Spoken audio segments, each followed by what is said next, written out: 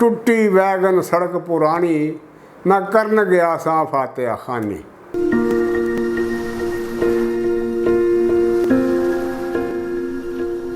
बिस्मिल्लाहिर्रहमानिर्रहीम।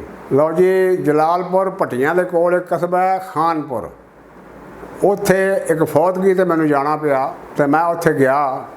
मैं वो लिखा कि जलालपुर भट्टियां कस्बा जेड़ा, जलालपुर भट्टियां कस्बा जेड़ा, मिले ना उत्थों टांगा रेड़ा।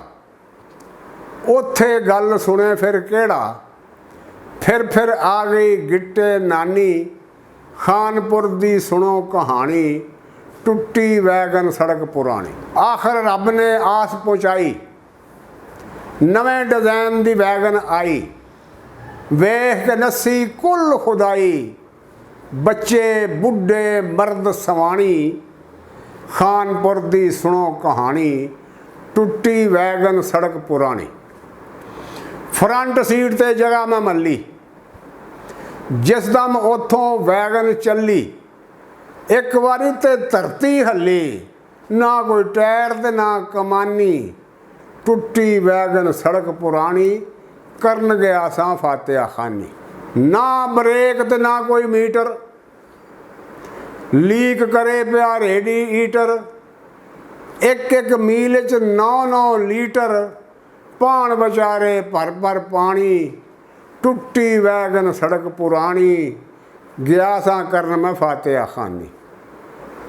ना कोई बुआ ना कोई बारी, बारों उड्डे गर्द गुबारी, जाए पछाणी ना सवारी, भी कौन है मर्द ते कौन सवाणी, टुटी वैगन सड़क पुरानी, मैं करन गया सा फातिहा खानी। ते रफ्तार ओदी जो ढगे जुत्ते, खड़का सुन के भौंकण कुत्ते, बंदे हेठ ते सीटां उत्ते, चुक मारे खसमां खानी, टुटी वैगन सड़क पुरानी, मैं करन गया सा फातिहा खानी।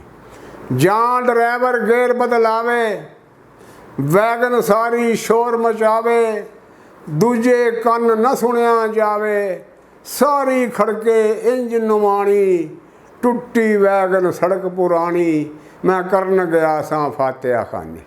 हर फेरे वो वैल्ड करांदे, दूजे फेरे तोड़ ले जांदे, उंज फेरे ते फेरा पांदे, पर बचती नहीं सी एक दवानी, टुटी वैगन सड़क पुरानी, मैं करन गया सा फातिहा खानी। जलालपुर भट्टियां दी सुनो कहानी। अस्सलामु अलैकुम वरहमतुल्लाहि व बरकातहू।